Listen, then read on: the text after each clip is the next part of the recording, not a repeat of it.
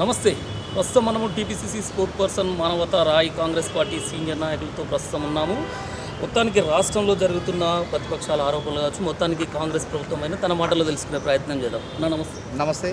చెప్పండి, మొత్తానికి త్వరలో సీఎం మార్పు ఉండబోతుందని బీజేపీ పార్టీకి చెందిన శాసనసభాపక్ష నేత అంటున్న పరిస్థితి. బట్టి విక్రమార్కకు సీఎం రేవంత్ రెడ్డి పడతలేదు, మంత్రుల మధ్యలో సఖ్యత లేదు, సమన్వయం లేదు, రేవంత్ రెడ్డిని ఎవరు మద్దతిచ్చే సమర్థించే పరిస్థితి లేదు క్యాబినెట్లో అనేది వ్యాఖ్యలు, ప్రధాన వ్యాఖ్యలు. అంటే ఎవరు చేస్తారు బీజేపీ వాళ్ళు? ఇప్పుడు ఈ వ్యాఖ్యలు చేసే వాళ్ళందరూ కూడా పని లేనివాడు. వెనకటి ఇట్లాంటి వాడు ఎవడో పని లేనివాడు అట పిల్లి తలకాయ కొరికిండట. అట్లుంది వీళ్ళ కథ మొత్తం కూడా. వీళ్ళు నిజంగా అసలు ఎమ్మెల్యేలుగా లేకపోతే పార్టీలుగా వీళ్ళకి పని లేకపోతే జ్యోతిష్యం చెప్పుకోమని బతకమని ఆర్టీసీ క్రాస్ రోడ్లోనో లేకపోతే ఇంకెక్కడో ఇప్పుడు సరస్వతి పుష్కరాలు జరుగుతున్నాయి. ఆ పుష్కరాల్లో పోయి కూర్చొని చిలక జోషం చెప్పుకుంటే 4 రూపాయలు వస్తాయి. అందుకే పనికిమాలిన మాటలు మాట్లాడటం, పసలేని మాటలు మాట్లాడటం, రాష్ట్రం ఒక రకంగా దేశంలో ఒక రకమైనటువంటి వాతావరణం ఉంటే దాని గురించి మాట్లాడకుండా ఇష్టం వచ్చినట్టు కాంగ్రెస్ రేవంత్ రెడ్డి గురించి మాట్లాడటం, రేవంత్ రెడ్డి మారుతుండని చెప్పేసి ఈ చిలక జోషిష్కాలు ఎందుకు చెప్పాలా? దానివల్ల ప్రయోజనం ఉచిత విలీనం కాబోతుందంట కాంగ్రెస్లో. ఇప్పుడు బీఆర్ఎస్ విలీనం అవుతుందా? కావట్లేదు. అదే అంట చిలక జోష్యం అంటాను నేను. బీఆర్ఎస్ అనేది ఏ విధంగా వాళ్ళు ఒకటవుతారు. బీఆర్ఎస్ బీజేపీ ఎప్పటికి కూడా మిత్రులే. కాంగ్రెస్ ఈ రాష్ట్రంలో దేశంలో బీజేపీకి రాజకీయ ప్రత్యర్థులు, రాష్ట్రంలో రాజకీయ ప్రత్యర్థి, ప్రధాన ప్రత్యర్థి బీఆర్ఎస్ పార్టీ ఓడిపోయినప్పటికీ అదే.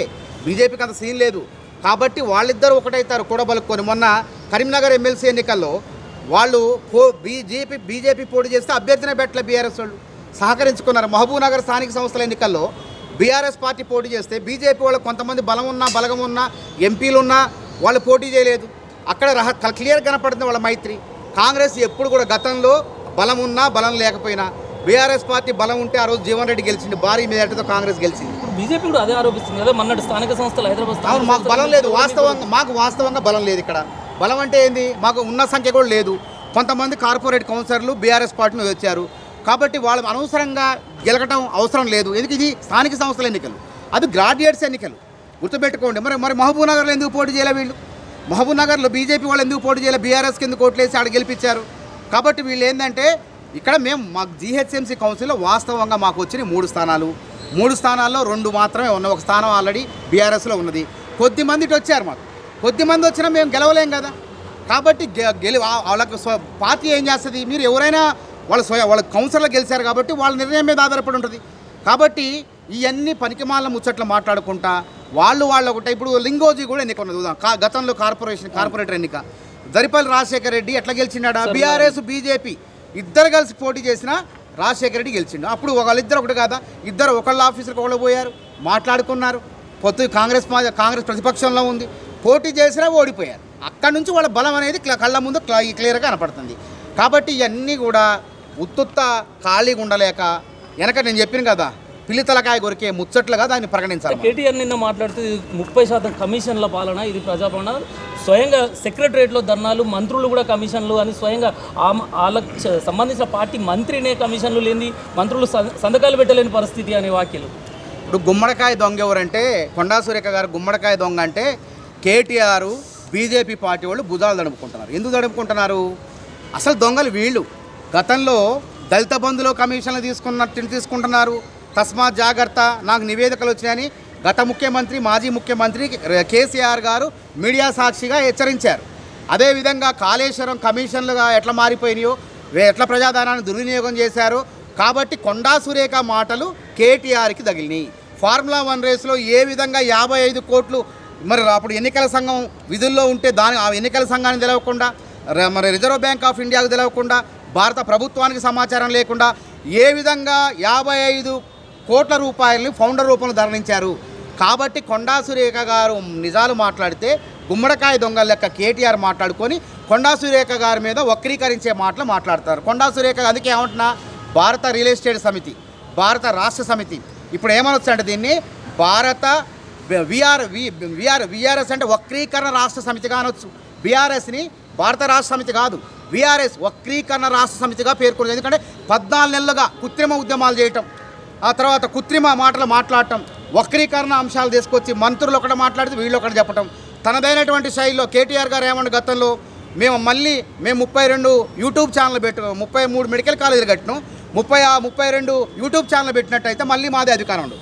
కాబట్టి తెలుసుకొని ఇప్పుడు ఏం చేస్తాడు, 33, 36 యూట్యూబ్ ఛానల్ పెట్టి ఈ విధంగా కొండా సురేఖ గారు అన్న మాటలను వక్రీకరించి విష ప్రచారం చేస్తాడు. అంటే హరీష్ రావు మాట్లాడుతూ ధాన్య రాసులు ఆగమవుతుంటే అందాల రాసుల చుట్టూ ముఖ్యమంత్రి రేవంత్ రెడ్డి సీఎం అందాల రాసుల చుట్టూ తిరుగుతున్నారు. ఈ మిస్ వరల్డ్ వల్ల ₹1,00,000 ఒక ప్లేటు చౌమల్లా ప్యాలెస్లో పెట్టి డబ్బులు ఉడతలేవు, అప్పులు ఉడతలేవు అన్న రాష్ట్రంలో మరి డబ్బులు దుబారా ఖర్చు పెడుతున్నది రాష్ట్ర ప్రభుత్వం అనే వాక్యం. ఇప్పుడు కేసీఆర్ దుబారా, తెలంగాణ దివాలా అని నేను చెప్పిన. గతంలో మొత్తుకొని అపోజిషన్లో ఉన్నప్పటి నుంచి చెప్తా ఉన్నా.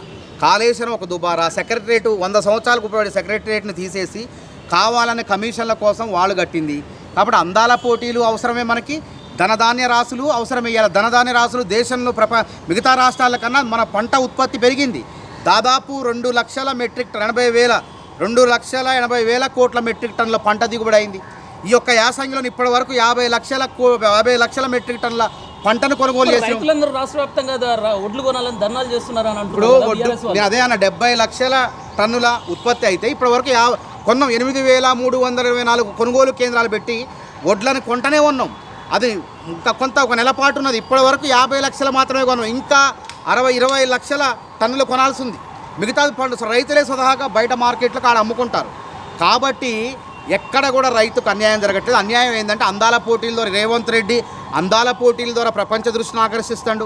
తెలంగాణ సంస్కృతి సాంప్రదాయాలు, వరంగల్, 1000 స్తంభాల గుడి, చార్మినారు, మట్టి గాజులు, ఈ యొక్క చరిత్ర, తెలంగాణ సంస్కృతి సాంప్రదాయాలు ప్రపంచానికి నిండింపజేస్తాడు. తెలంగాణ సంస్కృతిని ప్రపంచానికి చెప్తున్న కాంగ్రెస్ పార్టీ కాళ్ళు గడుగుతున్నది బయట దేశ పాశ్చాత్య దేశాల వాళ్ళని తీసుకొచ్చి ఇది మన సాంప్రదాయం అని బీఆర్ఎస్. ఇప్పుడు ఎక్కడ వంక పెట్టాలంటే ఏ వంకాయ అంటే ఏ వంక అన్నట్టు కథ. ఇప్పుడు అక్కడ అంతమంది 30 మంది అందాల స్తారాలు, వాళ్ళంత అందాల సుందరి మళ్ళీ పోతే మనం ఎవరన్నా తెలంగాణలో నాకు తెలిసినంతవరకు మేము కూడా ఇప్పటికి కూడా ఎవరైనా అతిథి వస్తే నీళ్ళు ఇస్తాం. అవసరమైతే మనమే నీళ్ళు ఇస్తాం. అయితే అందులో 30 మందిలో కొంత మర్యాద ఒక అమ్మాయి ఏం చేసింది, ప్రభుత్వ ప్రతినిధి కాదు, ఒక వాలంటీర్ అంటే సేవకురాలు అక్కడ ఏం చేసిందంటే వాళ్ళకి తెలియదు పాశ్చాత్య సంస్కృతి, వాళ్ళకి ఈ సంస్కృతి తెలియదు. వాళ్ళు పళ్ళెంలో కాళ్ళు ఎందుకు పెట్టారు, ఈ కాళ్ళు కడటం వల్ల అసలు ఏందో తెలియక వాళ్ళు చూస్తుంటే ఇట్లా నీళ్ళు పోసుకొని కడుక్కోమని చెప్పి కడుక్కున్న తర్వాత పాదాలు కూడా తడిగి ఉంటే ఒక అమ్మాయి తుడిచింది. దాన్ని పట్టుకొని ఇంకేదో అన్యాయం జరిగింది, పెద్ద అవినీతి జరిగినట్టు, వాళ్ళ హయాంలో ఫార్ములా 1 రేసులో 55 కోట్లు అవినీతి జరిగినట్టు. అంటే ఇక్కడ కూడా దీన్ని ఏదో భూతద్దంలో పెట్టి తప్పు లేకపోయినా తప్పు ఉందని చెప్పేసి సెంటిమెంట్ రాజేయాలని చూస్తాడు. కానీ ఇవన్నీ పప్పులు ఉడకలేదు. ఈ కాంగ్రెస్ పార్టీలో, ఈ ప్రభుత్వంలో ప్రజలందరికీ తెలుసు. సన్న బియ్యం ఇస్తున్నావా లేదా, అరే నువ్వు దొడ్డు బియ్యమే సక్రమంగా ఒరేస్తే ఉరేస్తానోడివి ఇలా రైతుల గురించి మాట్లాడితే ఎట్లా? ఒరేస్తే ఉరేస్తానని చెప్తే మా ప్రాంతంలో నాగార్జున సాగర్ ఆయకట్టు ఖమ్మం జిల్లా, నల్గొండ జిల్లా ప్రాంతంలో 15 లక్షల ఎకరాలు ఎండిపోయిన పంటలు వేయలేదు. దాని ద్వారా ఎకరానికి 30,000, 25,000 నష్టం వచ్చింది. నువ్వు ఇక్కడ రైతులకు న్యాయం చేయలేనుడివి. ఢిల్లీలో రైతు ఉద్యమం విజయవంతమైతే రాహుల్ గాంధీ మూలంగా, ప్రియాంక గాంధీ మూలంగా వాళ్ళకు మద్దతుండి సంవత్సరం పాటు ఉద్యమం చేస్తే ఇక్కడ రైతులను ఆదుకోలేదు. కానీ ఆడిగిపోయి విజయవంతమైన తర్వాత ఒక్కొక్క రైతు కుటుంబానికి 600 కుటుంబానికి 5 లక్షలు ఇచ్చినావు. అసలు మీకు మాట్లాడే అర్హత ఉందా రైతుల గురించి? రైతులు ఊసి మీ మీద కాంట్రించి ఉమ్మేస్తారు మీ మీద ఇట్లా విధంగా మాట్లాడితే. ధనధాన్య రాసులు పండిస్తున్నాం, అందాల పోటీలు నిర్వహిస్తున్నాం, తెలంగాణ సంస్కృతి సాంప్రదాయాన్ని ప్రపంచానికి చాటి చెప్తాను. ఇది మా ఘనత. మనవతరాయ్ గారు, చివరిగా ఒక ప్రశ్న, మీ పార్టీలో ఏదో పదవుల పంచాయతీ నడుస్తున్నదంట కదా గాంధీ భవన్లో? అన్ని పార్టీలో ఉన్నాయి. ఇలా కేసీఆర్ పార్టీలో హరీష్ రావు అలిగలేదా? మొన్న అంత పెద్ద సంతాప సభ పెట్టుకున్నారు. బీఆర్ఎస్ పార్టీని చంపేసి సమాజ్ చేసి టీఆర్ఎస్ పార్టీ 2001లో పుట్టింది. టీఆర్ఎస్ ఏప్రిల్ 27న పుట్టింది. దాన్ని 22 ఆగస్టు 5వ తారీఖున, అక్టోబర్ 5వ తారీఖున చంపేశారు. ఆ పార్టీ స్థానంలో బీఆర్ఎస్ని పుట్టించారు. కాబట్టి ఆ రోజు ఏప్రిల్ 27న జరగాల్సిన సభను ఏమంటారు? సంస్మరణ సభ. అంటే జ్ఞాపకాలు చేసుకునేటువంటి సంస్మరణ సభ అంటారు. కాబట్టి ఆ సభలో ఏమన్నా జరిపారా చెప్పండి? ఆ సభలో ఏమన్నా హరీష్ రావు గారి ఫోటో ఉందా? హరీష్ రావు గారిని క్రమక్రమంగా పక్కకు తప్పించే ప్రయత్నం జరుగుతుంది. అది హరీష్ రావు గారు దుకాణం, ప్రత్యేక దుకాణం కనపడుతుంది. కవిత గారు ఒక పక్క ఆమె దుకాణం కనపడుతుంది.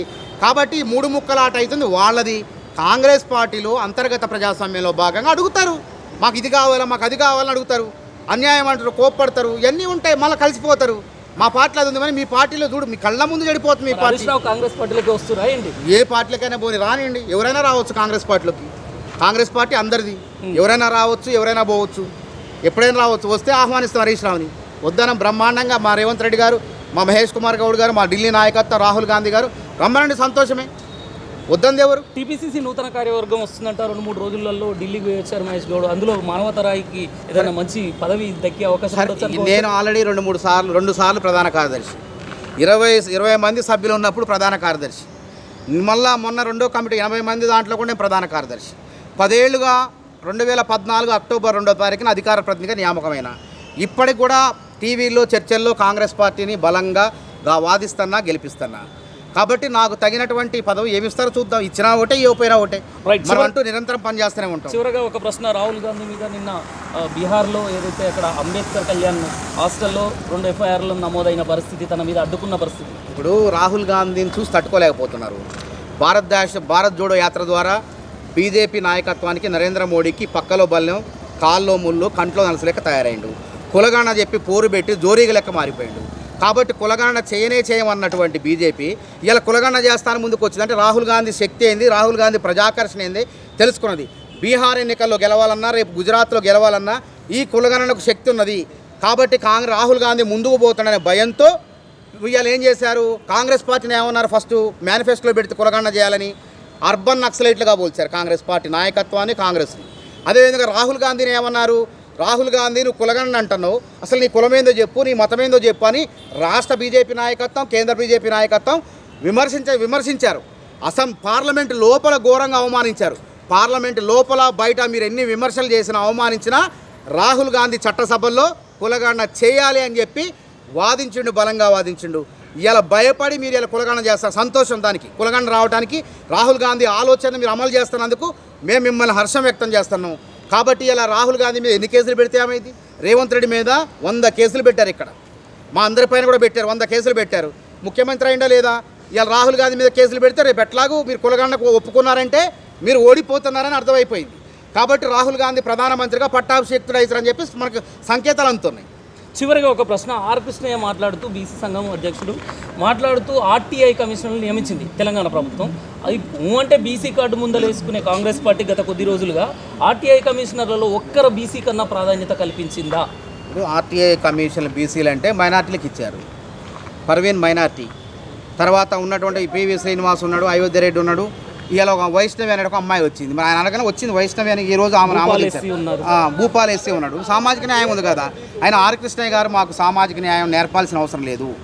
ఆర్ కృష్ణయ్య గారు అంటే గౌరవం ఉంది, కానీ బీజేపీ పార్టీలో పోయిన తర్వాత ఆ గౌరవం కూడా మొత్తం పోయింది. ఆర్ కృష్ణయ్య గారు అట్లున్నా బాగుండేది. ఒక బీసీ వాదిగా ఉంటే మేము నిజంగానే ఆయన్ని అభినందించే వాళ్ళమే. ఇలా రాహుల్ గాంధీ, ఆర్ కృష్ణయ్య గారు కులగణన గురించి పోరాడాల్సిన ఆర్ కృష్ణయ్య గారు మాట రాహుల్ గాంధీ గారు ఎత్తుకున్నాడు. ఈ రాష్ట్రంలో రేవంత్ రెడ్డి అమలు చేసి ఢిల్లీ పంపించిండు. ఆర్ కృష్ణయ్య గారికి చిత్తశుద్ధి ఉంటే ఒకటే చెప్తున్నా, ఇవాళ జరగాల్సింది రాహుల్ గాంధీ గారు కులగణన గురించి ఆ బీసీలకు, దేశంలో అత్యధిక జనాభా ఉన్న వాళ్ళకి న్యాయం చేసేందుకు రాష్ట్ర ప్రభుత్వం రేవంత్ రెడ్డి కృషి చేశారు. మీరు ఏం చేయాలంటే రాహుల్ గాంధీ గారు ఇవాళ రేవంత్ రెడ్డి ఏం డిమాండ్ చేస్తున్నారంటే 50% సీలింగ్ ఉంది రిజర్వేషన్ల పైన.